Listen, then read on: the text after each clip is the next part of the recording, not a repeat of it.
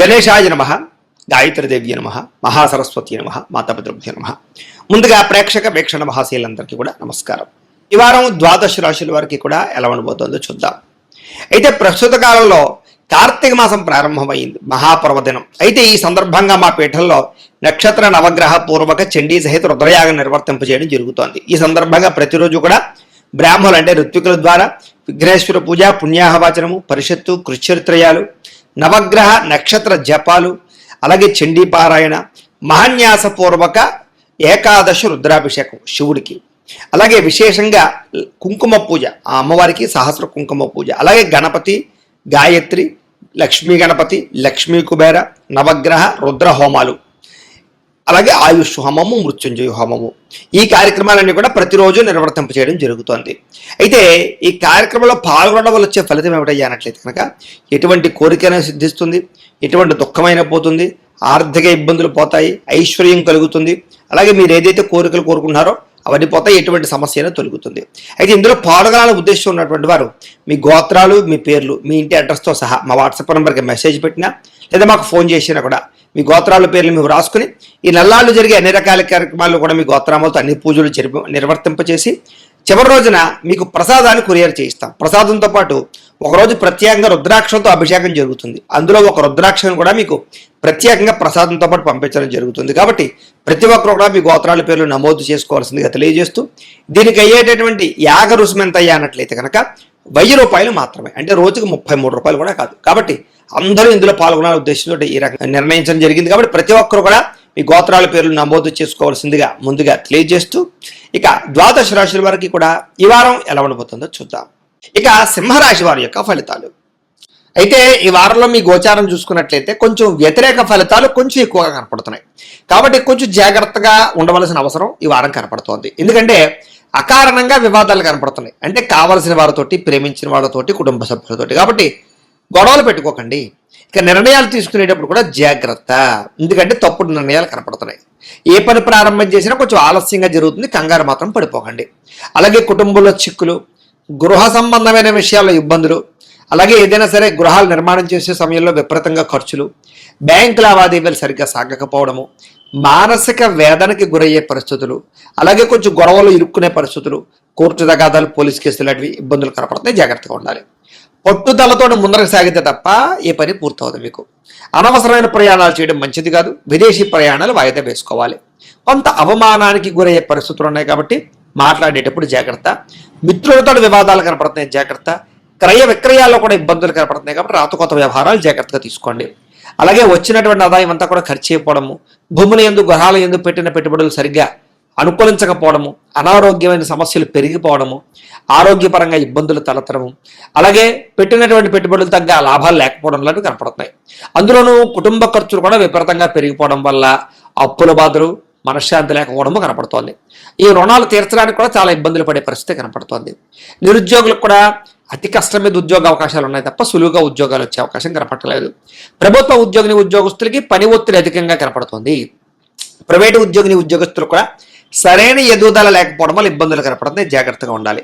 అనవసరమైన వ్యామోహాలు, శారీరక వ్యామోహాలు, కోరికలు పెరిగిపోయే పరిస్థితి కనపడుతోంది.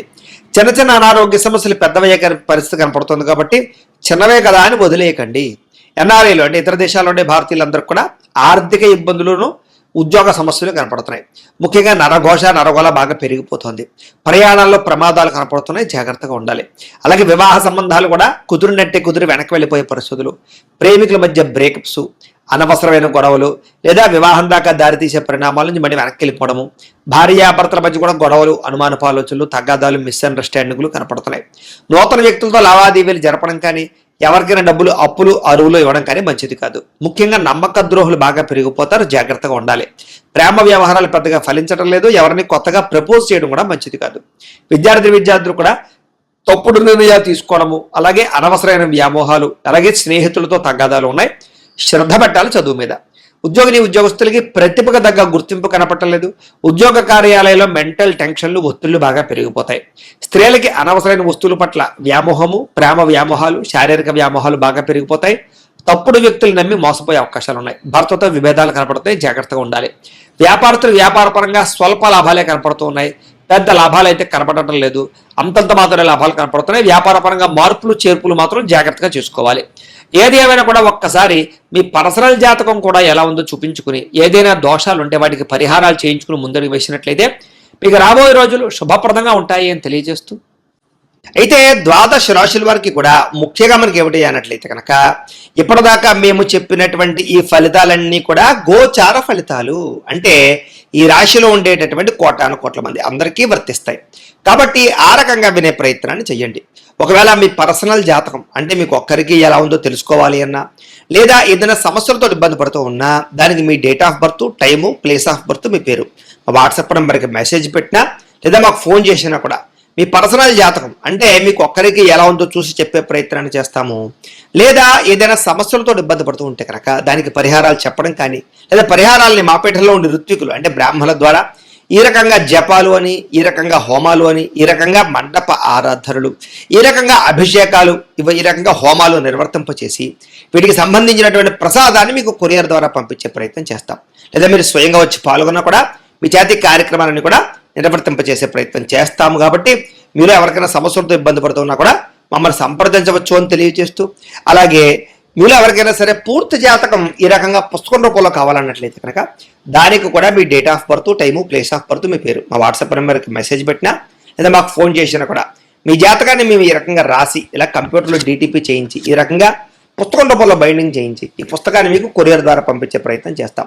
ఈ పుస్తకంలో మీ పూర్తి జాతకం అంతా కూడా రాసి ఉంటుంది, చక్కగా చదువుకోవచ్చు. ఇది మీకు జీవితాంతం ఉపయోగపడుతుంది. కాబట్టి మీరు ఎవరికైనా సరే ఈ పూర్తి జాతకం పుస్తకం రూపంలో కావాలన్నా కూడా మమ్మల్ని సంప్రదించవచ్చు అని తెలియజేస్తూ, అలాగే ఇంట్లో డబ్బు నిలబడకపోవడము, ఆర్థిక ఇబ్బందులు, రుణబాధలు, వ్యాపారాలు సరిగ్గా సాగకపోవడము, ఇలాంటి సమస్యలతో ఇబ్బంది పడుతూ ఉంటే కనుక అలాంటి వాటికి ఇలాంటి ధనజన వశీకరణ యంత్రము అని ఉంటుంది. అలాగే ఇంట్లో నరదిష్టి వల్ల కానీ, వ్యాపారాలలో నరదిష్టి వల్ల కానీ, నరఘోష వల్ల కానీ ఇబ్బంది పడుతూ ఉంటే కనుక అలాంటి వాటికి ఇలాంటి నరఘోష యంత్రము అని ఉంటుంది.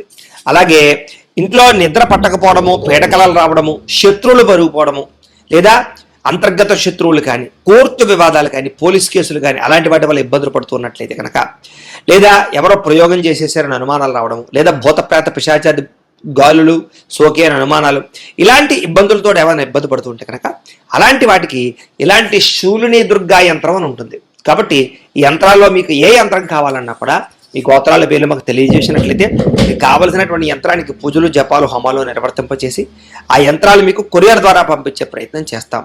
కాబట్టి మీరు ఎవరికైనా సరే యంత్రాలు కావాలన్నా కూడా మమ్మల్ని సంప్రదించవచ్చు అని తెలియజేస్తూ, వీటికి సంబంధించినటువంటి ఏమైనా సందేహాలు ఉన్నట్లయితే కనుక కామెంట్లో పెట్టండి, లేదా మాకు ఫోన్ చేసినా మాకు వాట్సాప్ పెట్టినా మేము మీకు రిప్లై ఇస్తాం, సమాధానాన్ని చెప్తామని తెలియజేస్తూ, ఈ వీడియో కనుక మీకు నచ్చినట్లయితే కాస్త లైక్ చేయండి, అందరికీ షేర్ చేయండి.